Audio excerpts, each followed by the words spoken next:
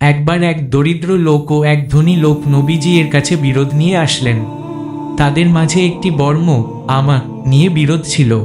ধনী লোক বলল, এটা আমার। দরিদ্র লোক বলল, না, এটা আমার। নবীজি হযরত আলীকে বিচারক নিযুক্ত করলেন।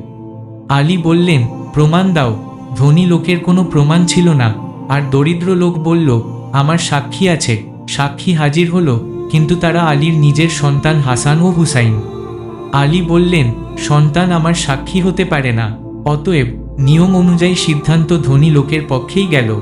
ধনী লোক বিস্মিত হয়ে বলল, আল্লাহর কসম, এই বর্ম আসলেই আমার নয়, এই দরিদ্র লোকের। অতঃপর সত্য প্রমাণিত হল।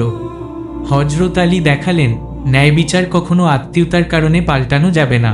ইসলামে বিচার মানে পক্ষপাতিত্ব নয়, বরং সত্যকে প্রতিষ্ঠা করা। ব্যক্তিগত সম্পর্ক নয়, বরং আল্লাহর ভয়ই প্রকৃত ন্যায় বিচারের ভিত্তি।